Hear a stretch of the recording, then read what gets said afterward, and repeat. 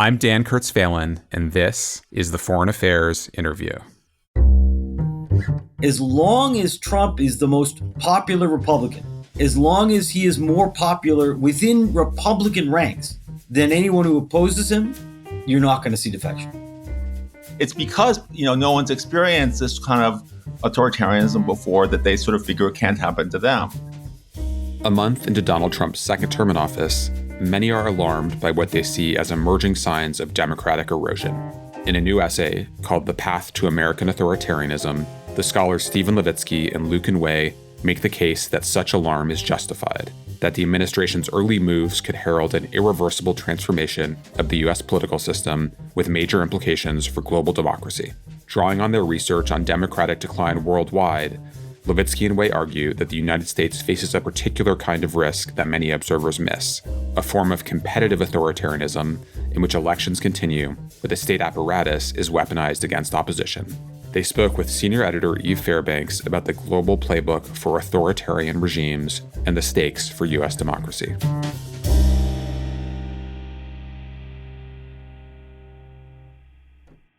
Hi, Lucan. Hi, Steve. It's a real pleasure to have you. And I'm really excited to talk about your piece you wrote for our recent issue, The Path to American Authoritarianism. And you made the case in that piece that, and I'm quoting you here, American democracy will likely break down during the second Trump administration, in the sense that it will cease to meet standard criteria for liberal democracy.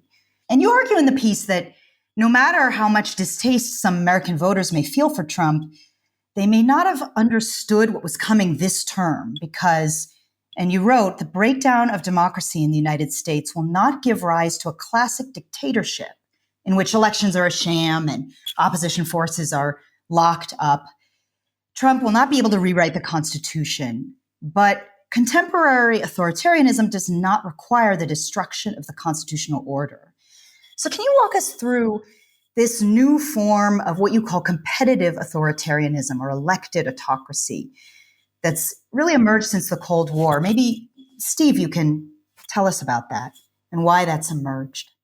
Competitive authoritarian regimes are regimes that are actually competitive in the sense that there are multi-party elections. There is the opposition is legal. The opposition is above board and competes seriously for power. And once in a while, even wins. I would say Poland in 2023 is an example of the opposition winning in a competitive authoritarian election. So from a bit of a distance, competitive authoritarian regimes may look democratic, but they're not democratic because systematic weaponization and abuse of the state, of the machinery of government, and its deployment against critics and rivals tilts the playing field against the opposition. So competition is real, but it's not fair.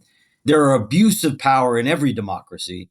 There are civil liberties violations in every democracy, but in competitive authoritarian regimes, it's systematic enough that it begins to tilt the playing field against the opposition. As you mentioned, this is mostly a post-Cold War phenomenon. There have been competitive authoritarian regimes at other times in history, but they became much, much more widespread after the collapse of communism because beginning in the late 1980s, and I would say even still today, electoral regimes, competitive elections are really the most globally legitimate political arrangement. It's really hard, it's really costly to just shove aside elections entirely and rule with a single party as in the communist era or with the military like Pinochet or Franco. There are some such regimes, but they're still much, much less common. It's still much more legitimate to hold elections. And so the majority of new autocracies that have been born in the 21st century have been competitive authoritarian regimes, elected governments that abuse power and tilt the playing field against their rivals. In the 1970s, almost all authoritarian regimes were kind of formal in the sense that there was no elections to the top executive. There was, formal single party rule. Now, close to 80% of autocracies, of authoritarian regimes, have some sort of multi-candidate elections for the executive. So it's really become, in some ways, the modal form of authoritarianism since the end of the Cold War, even today. I think we have the sense in the United States, maybe we're a little bit behind in our way of thinking or a little stuck in the Cold War. And we think of these dictatorships where opposition parties are locked up and that really have repressive features. And people that I've spoken to, they say, well, Trump has all these kinds of limitations, and look at his first term. He promised a lot. He had certain, big goals. And in the end, he wasn't able to break the system. We had Biden. It seemed like a sort of normal presidency. You argue in your piece that this second term is really different from the first. And why is that? Maybe Lucan. In the first term, when Trump was first elected in 2016, really no one expected him to win. He was himself quite surprised. He had, just undertaken a kind of hostile takeover of the Republican Party. He had virtually no allies in the party. And so he was basically forced to rely on many establishment figures who shared basic commitment to the democratic system.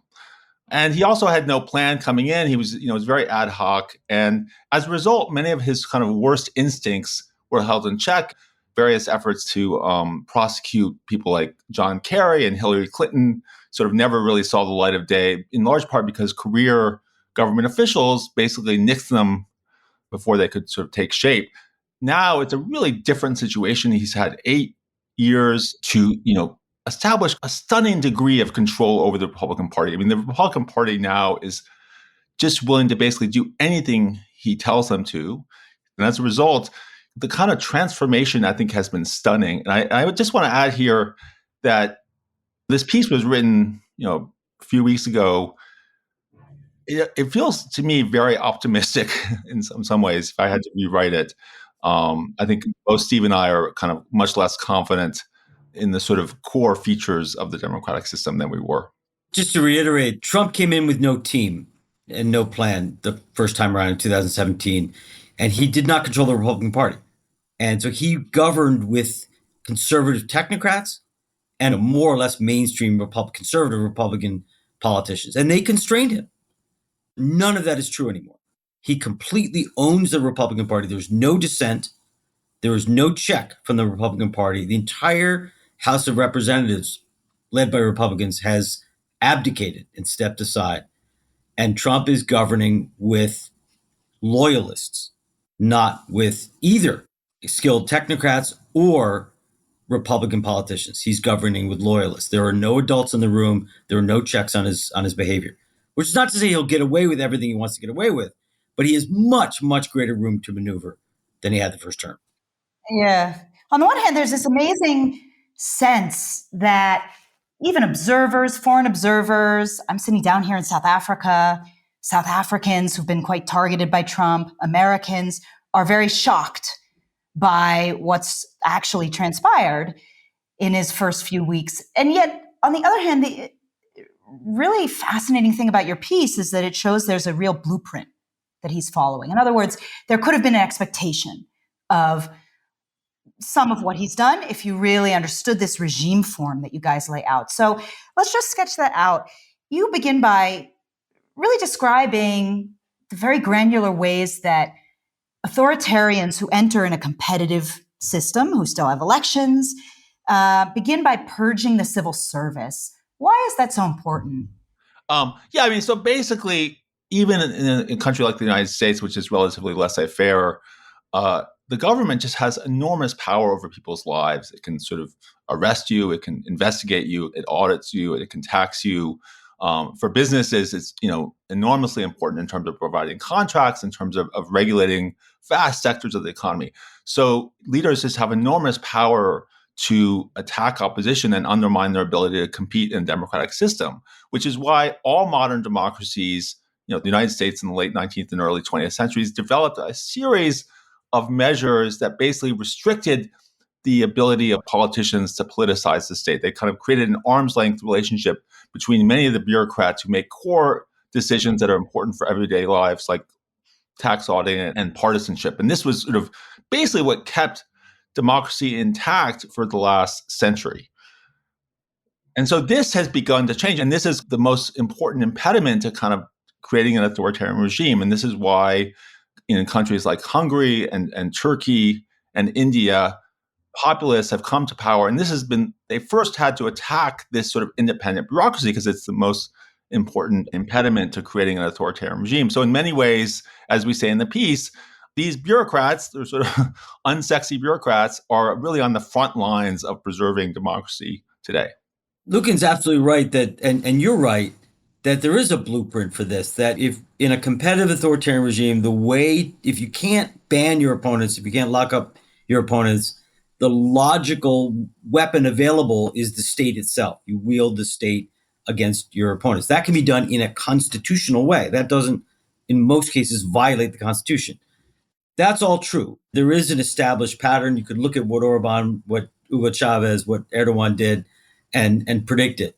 But there's another reason why the establishment ought not to have been shocked in 2024, 2025. Trump said he was going to do all of this.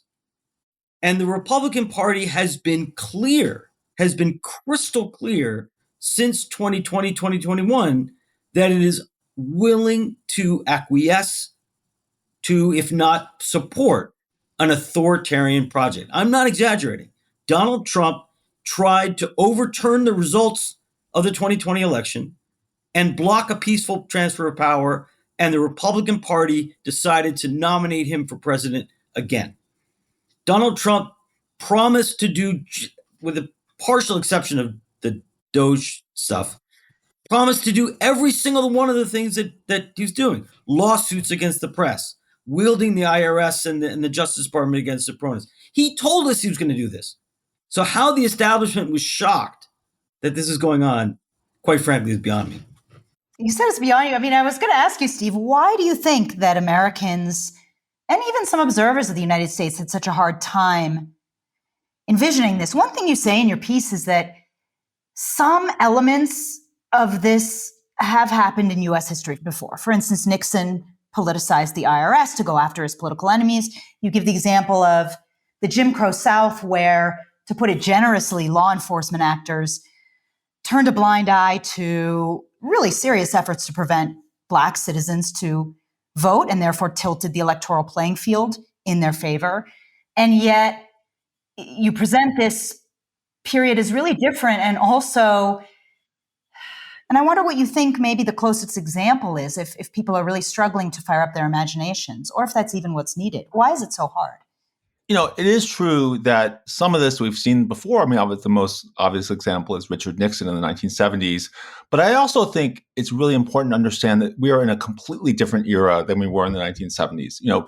Nixon resigned in 1974 because he knew that Republican senators would convict him after his impeachment by the House. None of this is the case now. Trump faces literally no restrictions on his activity.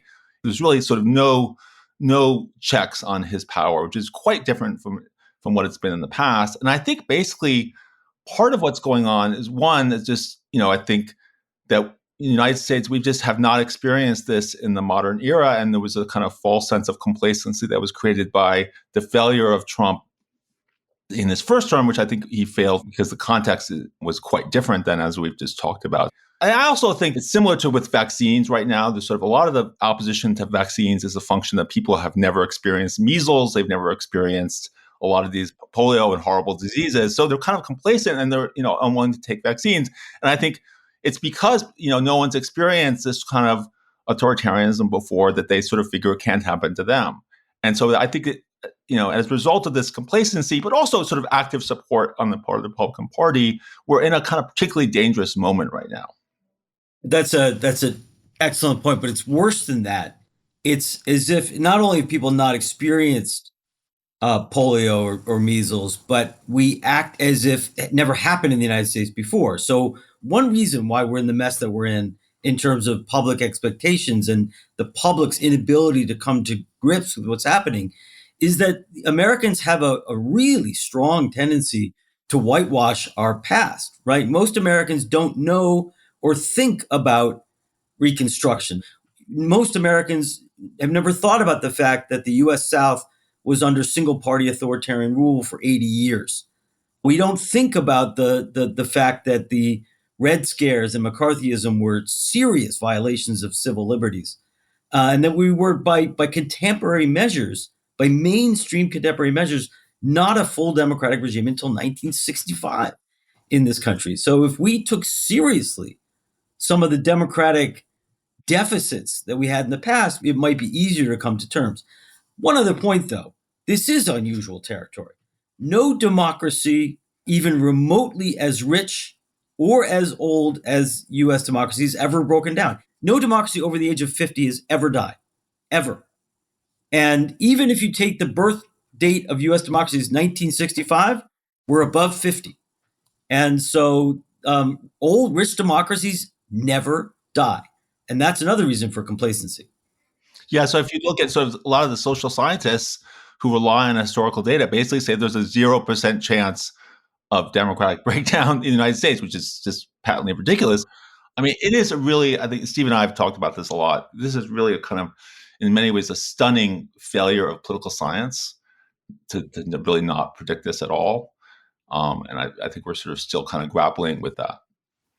So you talk about, and to be a bit reductive, people must read your essay, but kind of three ways sequentially that authoritarian figures that rise to the top of a democratic regime transform this regime into something. And it's really important to stress, I think, that you're talking about the United States becoming effectively a different regime form. And you're really trying to say this is happening. It's already happening. We're in the middle of it. And we really need to grapple with that. And those three ways are, first, the weaponization of the bureaucracy by prosecuting, using the law, defamation suits, lawsuits, investigations of opposition groups, and to tilt the playing field such that it still looks like there is a game, but you can't play it fairly. And then, of course, doing this purge of the civil service and putting in loyalists. But the third component that I think there's some attention on, but maybe not enough, is co-optation.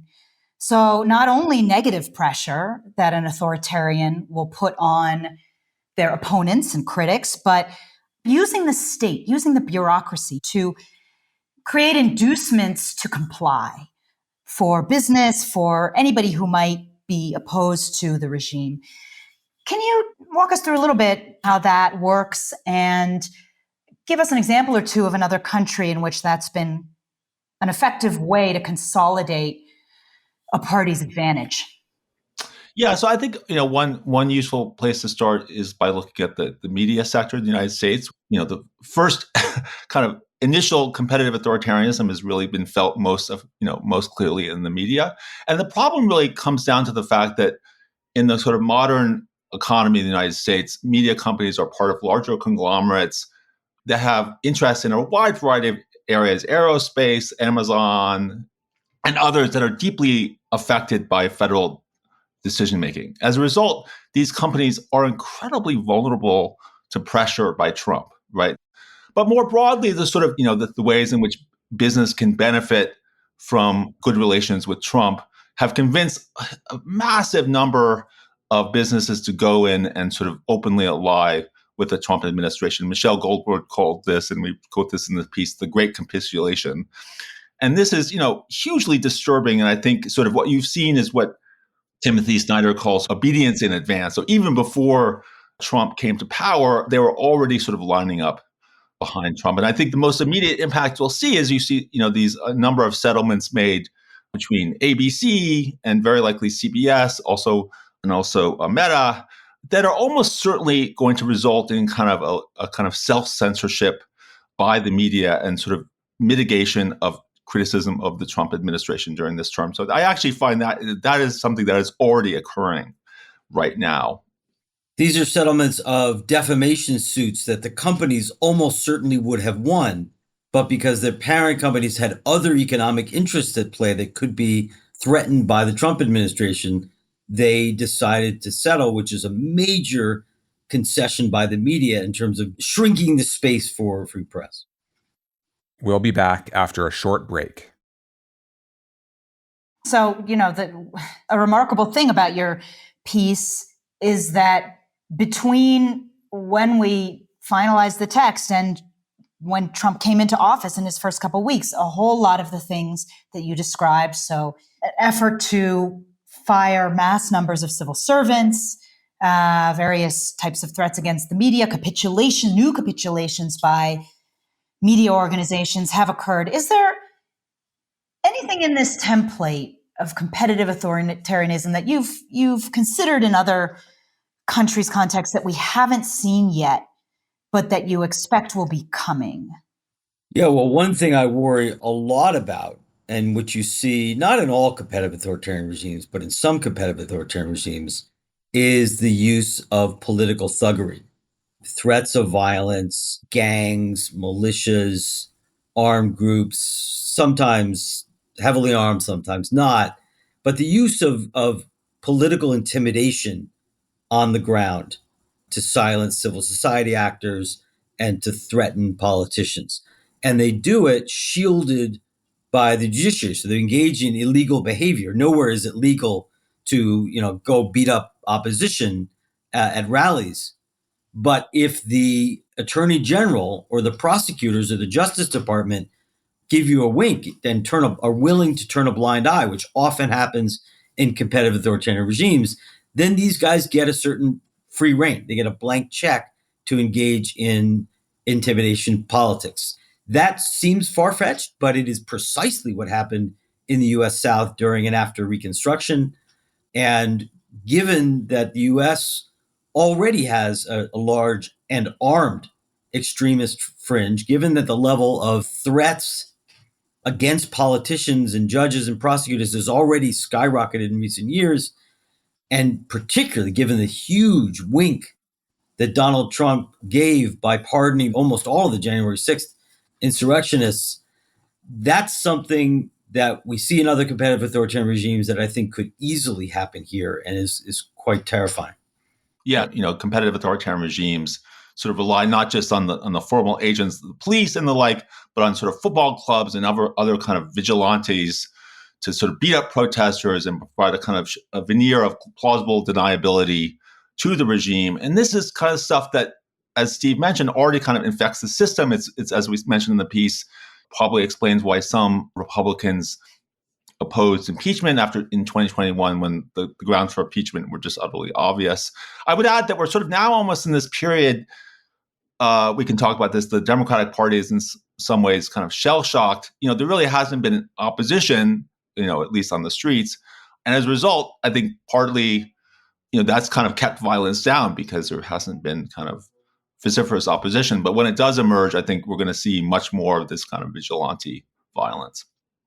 I want to talk about Democrats because that's a big focus at the end of your piece, or opposition, let's say. But first, Republicans, a lot of people that I talk to seem to be putting a lot of hope in the possibility of an emerging over time Republican opposition, so intra-group.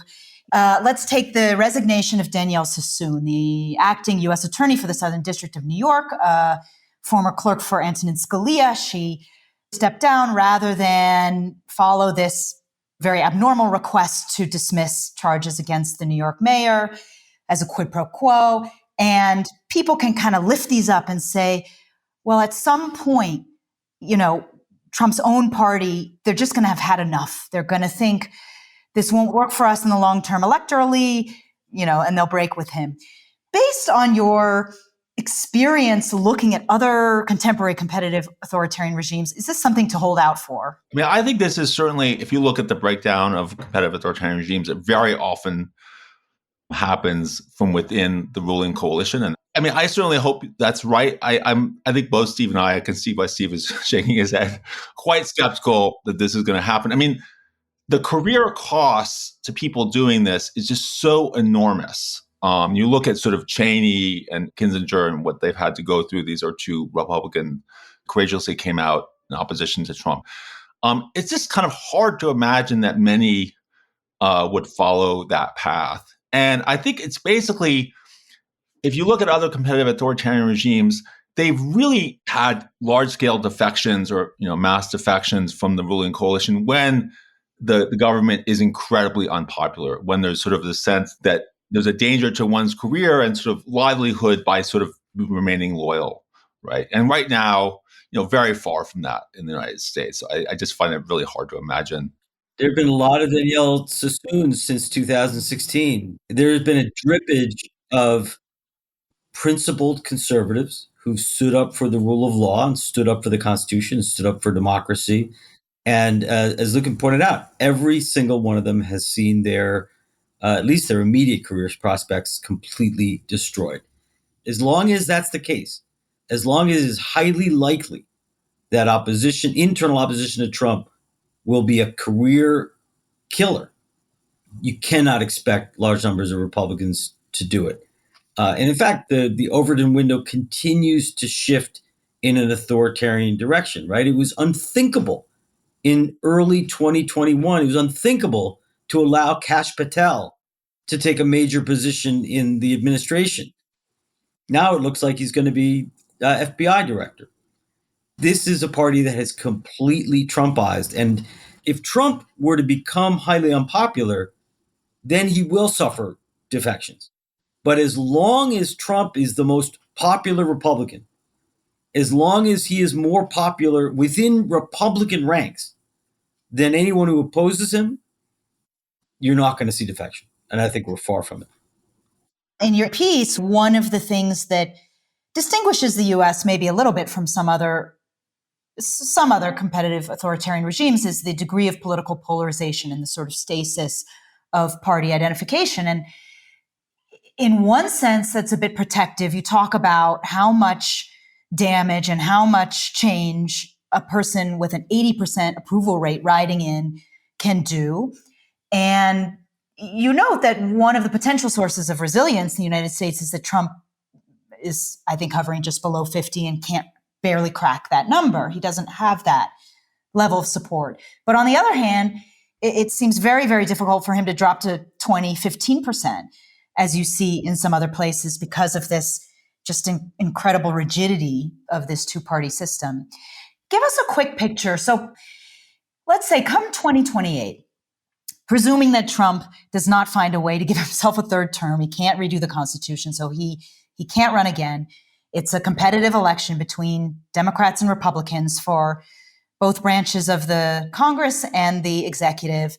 Given what could be entrenched of Trump's authoritarian aims over the next 4 years, how might that feel different, that election, that type of democratic experience, than it did even for us in 2024?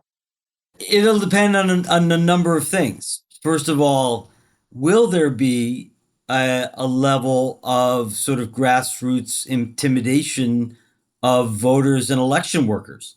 We could be in an environment where that remains relatively rare, like in recent elections, or that could be stepped up. The Trump administration could make it clear that voter intimidation tactics, maybe not quite as violent as the 1870s in the U.S. South, but voter intimidation tactics are encouraged or allowed. That could change the vote.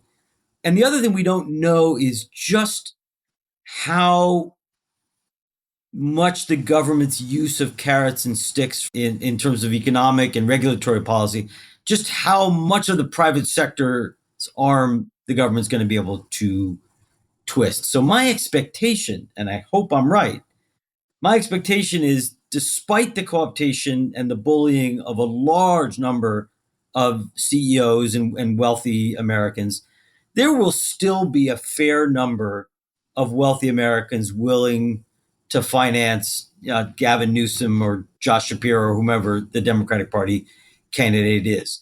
But it's at this point not impossible, not even that difficult, to imagine a world where anybody, any individual, any upper middle class American thinking about writing a check to a Democratic candidate has to think twice, because maybe it's going to increase the likelihood of an IRS audit. We're pretty sure the playing field's going to tilt a little bit. We're not sure how much. My guess, I'm still fairly optimistic that we have a big and wealthy enough private sector, a big and wealthy enough upper middle class that it's not going to make the election non-competitive.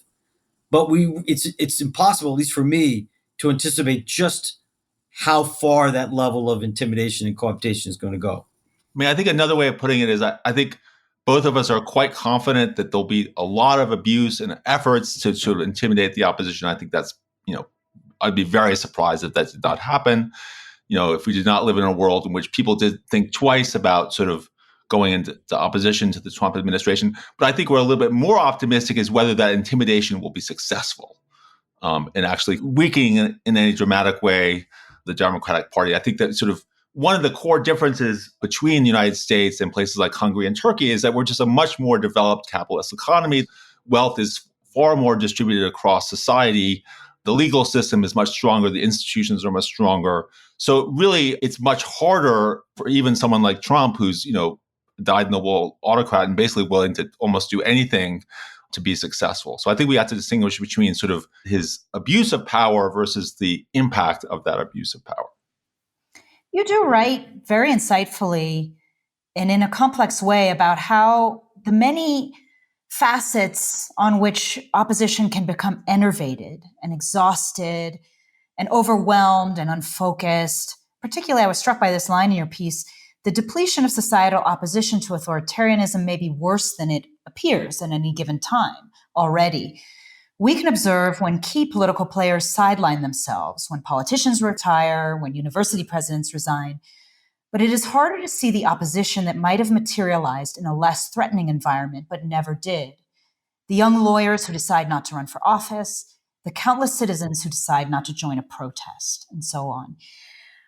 I want you to talk about sources of optimism, sources of hope, and how a good opposition might organize itself to preserve the United States democratic culture. But do you notice any of this weariness in yourself or in people you know? Right. There's a mix of fear and exhaustion and resignation, and in some cases just sheer pragmatism, that different mixes for different people. But there are a number of forces, a number of emotional forces pushing us toward the sideline. In my case, I feel like there are many times each day I think to myself, I spent 8 years doing this, and for what, right? For what? And it is exhausting.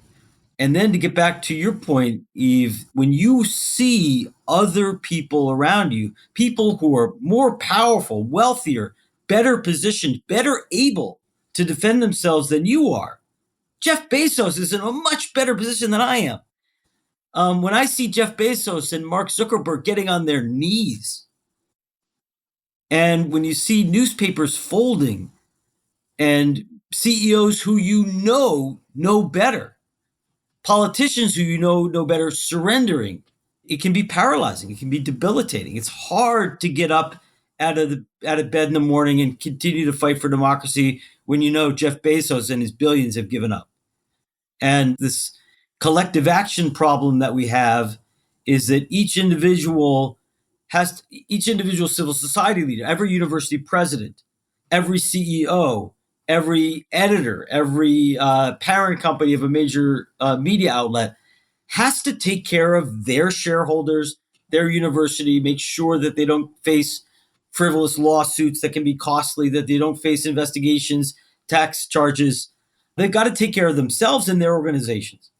And there's a strong tendency when you're worried about the bottom line, when there are maybe billions of dollars at stake, or an endowment tax coming, or a costly defamation suit coming, or an investigation coming, there are strong incentives to just, okay, I'm going to take care of myself. I'm just going to step to the sideline for a year or two. But when everybody does that, the democracy movement overall, civil society overall, is badly weakened. How does a person resist some of these very powerful forces? Because there is a depiction in your piece. The state is like a Titanic. It's a gigantic mechanism that carries a tremendous weight against it. And the sense is that every individual would have a hard time swimming against that current. Have you seen anything thus far that's giving you specific optimism?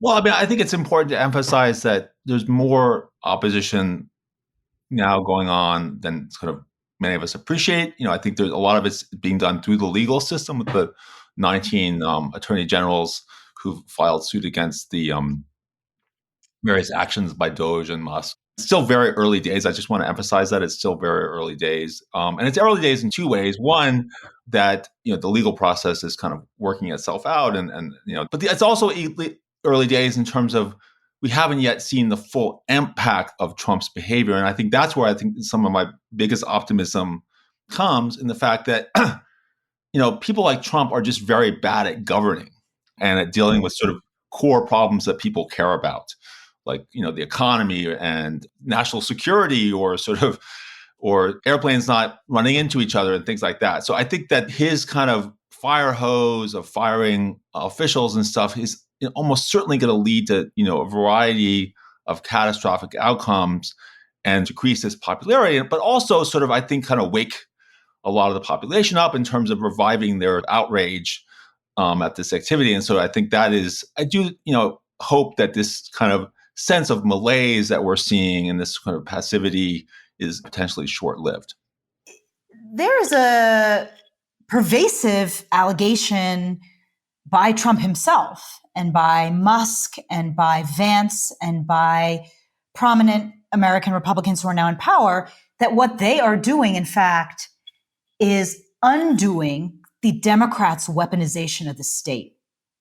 That it was the left, it was the Democrats, Barack Obama weaponized the IRS. So many allegations on this front. How do you think about that if you do? How does one grapple with that counter claim? So what I do is I look to Freedom House reports or other international organizations whose job it is to measure democracy and authoritarianism. If they're not reporting that the Democrats weaponized the state and that both parties are assaulting democratic institutions, don't take J.D. Vance's word for it. Find a reputable organization or a reputable scholar of political regimes who claims that there was a weaponization of the state, a systematic weaponization of this, a comparable weaponization of the state under previous Democratic administrations, and then we can talk seriously. Until then, this is consistent with what virtually all authoritarians do when they purge the state.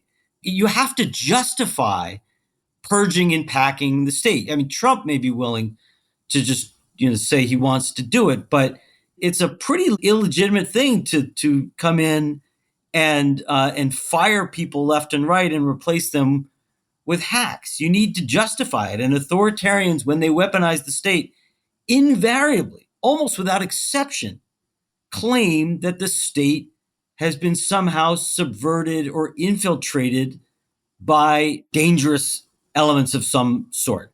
Right. To give you an example, I mean, sort of Viktor Orban in Hungary, he came to power again, second time in 2010, and immediately made the argument that the state was controlled by communists from the 1980s, which was just patently false. But that was his sort of excuse for undertaking a major attack on the independent bureaucracy. This is again from the same playbook, really, that autocrats you see, as Steve says, in other cases. And I think you just have to look like, where are those claims made? If they're only made on Fox News or by leaders of the Republican Party, then you can pretty much dismiss them. My last question for you: what will be the evidence? There's an effort to create an authoritarian system out of the United States government. What will be the evidence that the United States, that its opposition, that its culture is dealing with this relatively well comparatively, and that it's not? What would the former look like? Okay. So one thing, I think in a sense, a constitutional crisis is a relatively better outcome, in the sense that if you see actual courts not accepting Trump's actions as legal, I mean, that is already kind of a healthy outcome. It still may end up being that Trump, I mean, the thing that I worry more than when we first wrote this article was that Trump could just decide to ignore the law at all and just sort of engage in this activity. But I still think that some kind of resistance or some kind of constitutional crisis is actually, to me, an optimistic outcome in some ways. We're at a phase right now where the only people willing to stand up to Trump are Danielle Sassoon and the minister who spoke to Trump in D.C. about mercy. But when it becomes first acceptable and second, eventually cool to stand up to Trump, we'll be in a better place. And I think that there's a good chance that will happen. U.S. democracy, for all of its incredible weaknesses, dysfunction, and vulnerabilities, is going to be hard to kill outright. There's a lot of opposition out there. It will probably take a self-goal by Trump, a mistake or two by Trump, and that will happen, for there to be a little blood in the water.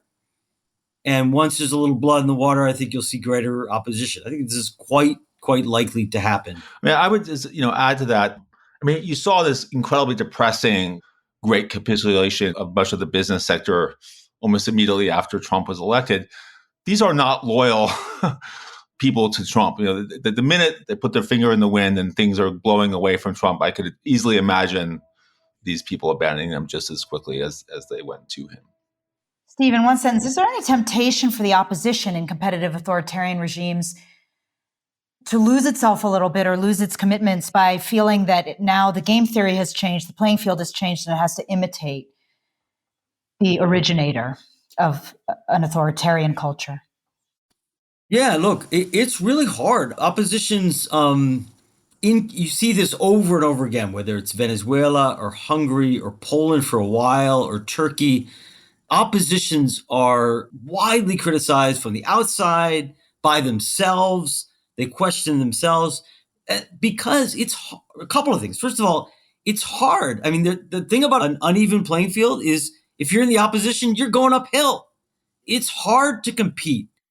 That's why it's competitive authoritarianism and not democracy. It's hard to compete against an incumbent government that's wielding machinery of government against opponents. And secondly, in many of these cases, certainly the United States, the incumbent has rapidly and unexpectedly changed the rules of the game. Politicians in both parties, but particularly the Democratic Party, have been doing politics the same way their whole life. I mean, maybe they learned how to tweet in the last decade, but Schumer's been doing politics a long time. Nancy Pelosi's been doing politics a long time. The entire Democratic Party's leadership knows one way of doing politics. And politics are changing on a number of dimensions. Some are authoritarian. Others just have to do with the changes in media technology, the attention economy. So there's a lot of change going on. And when that change is going on and you're fighting an uphill battle, that leads to a lot of self-doubt. And there will be a lot of criticism, a lot of self-criticism, a lot of debate that may seem like needless debate. I'm not sure that's necessarily a terrible thing. Democrats do need to learn how to adapt to politics in the 2020s. They may have to engage in a little more attention economy politics. They may have to get on Rogan a bit more or whatever. But there will be a more serious debate, and there is a more serious debate about how dirty should the Democrats play. Should they be willing to play hardball against or even engage in authoritarian behavior against Trump? That's a very, very difficult set of questions. But it is a set of questions that oppositions everywhere had to figure out. Okay, do we cross these lines too? Do we take off the gloves? Do we cheat? Do we bend the rules? Do we play hardball? Those are a difficult set of choices that the Democratic Party has to make. And there's no clear answer. Stephen Lucan, your piece had a granular prescience that I think was born of really deep comparative thinking and offered a really, really different and deeper take on a very extensively covered moment and future. So thank you so much for joining us. It was great to speak with you. Thanks for having us on.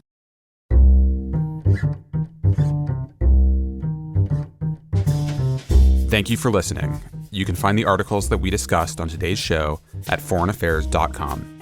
The Foreign Affairs interview is produced by Julia Fleming-Dresser, Molly McEnany, Ben Metzner, and Caroline Wilcox. Our audio engineer is Todd Yeager. Our theme music was written and performed by Robin Hilton. Make sure you subscribe to the show wherever you listen to podcasts, And if you like what you heard, please take a minute to rate and review it. We release a new show every other Thursday. Thanks again for tuning in.